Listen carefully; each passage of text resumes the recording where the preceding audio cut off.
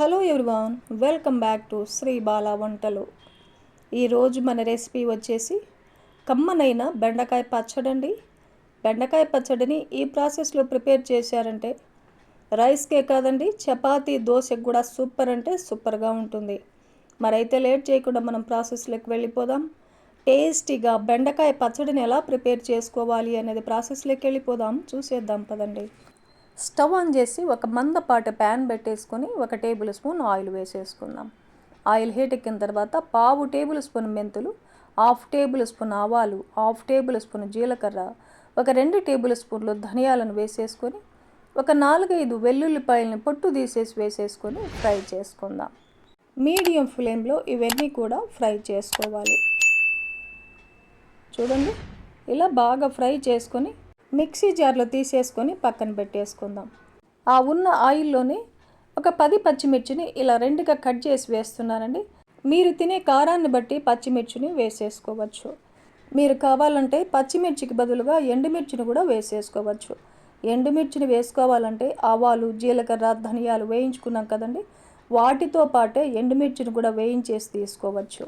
చూడండి, లో ఫ్లేమ్లో పచ్చిమిర్చిని ఇలా బాగా ఫ్రై చేసుకున్నాక ఒక 1/2 కేజీ బెండకాయలను తీసుకొని నీట్గా కడిగేసి తడి లేకుండా కాటన్ క్లాత్ తుడిచేసుకొని ఇలా కట్ చేసి వేసుకోవాలి.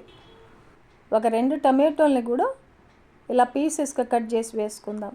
కొద్దిగా ఫ్రెష్ కరివేపాకును కూడా వేసుకోవాలి. ఒక 3-4 టేబుల్ స్పూన్లమైన కొత్తిమీరను కూడా పీసెస్గా కట్ చేసి వేసుకుందాం. టేస్ట్కి సరిపడా సాల్ట్ను యాడ్ చేసుకోవాలి.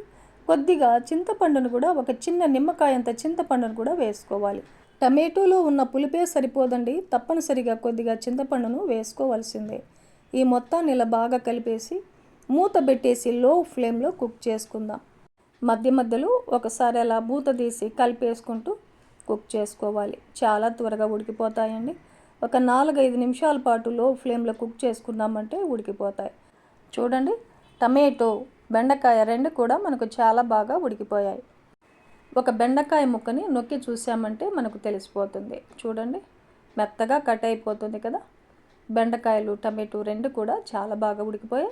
ఇప్పుడు స్టవ్ ఆఫ్ వేసి కొద్దిగా చల్లారనిద్దాం. ముందుగా వేయించి పెట్టుకున్న ధనియాలు, ఆవాలు, జీలకర్ర ఇవన్నీ కూడా మిక్సీ జార్లో వేసి పెట్టుకున్నాం కదా, కొంచెం బరకగా మిక్సీ పట్టేసుకోవాలి. చూడండి, ఇలా బరకగా మిక్సీ పట్టేసుకొని ఉడికించి పెట్టుకున్న టమాటో, బెండకాయ, పచ్చిమిర్చి ఇవన్నీ కూడా వేసేసుకొని ఒక 1/2 టేబుల్ స్పూన్ పసుపును కూడా వేసేసుకొని పౌల్స్ మోడ్లో మిక్సీ పట్టుకోవాలి. చూడండి, ఇలా కొంచెం బరకగా మిక్సీ పట్టుకున్నామంటే మనకు రోటి పచ్చడిలాగా ఉంటుందన్నమాట. ఈ పచ్చడిని ఒక బౌల్లో తీసుకొని పచ్చడికి పోపును కూడా పెట్టేసుకోవాలి. స్టవ్ ఆన్ చేసి ఒక చిన్న ప్యాన్ పెట్టేసుకొని ఒక 2 టేబుల్ స్పూన్లు ఆయిల్ వేసాను. ఆయిల్ కావాలంటే మీరు ఇంకా కొంచెం ఎక్కువైనా వేసేసుకోవచ్చండి.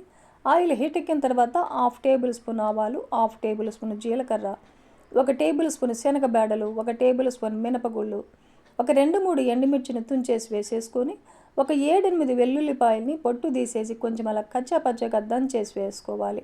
కొద్దిగా ఫ్రెష్ కరివేపాకును కూడా వేసేసుకొని ఒక 1/2 టేబుల్ స్పూన్ ఇంగువను కూడా యాడ్ చేసుకొని ఈ పోపునంతా బాగా వేయించుకున్న తర్వాత స్టవ్ ఆపేసి పచ్చడిలో కలిపేసుకున్నామంటే కమ్మనైన హెల్దీ అయిన బెండకాయ పచ్చడి మనకు రెడీ అయిపోతుందండి.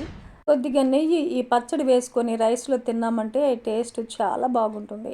రైస్కే కాదండి, చపాతీ, దోశకు కూడా సూపర్గా ఉంటుంది. మరెందుకండి ఆలస్యం, బెండకాయ పచ్చడిని ఈ ప్రాసెస్లో ప్రిపేర్ చేసి ఫ్యామిలీతో టేస్ట్ చేయండి. ఈ వీడియో మీకు నచ్చితే లైక్ చేయండి, షేర్ చేయండి, సబ్స్క్రైబ్ చేయండి. థ్యాంక్ యూ అండి. Thanks for watching.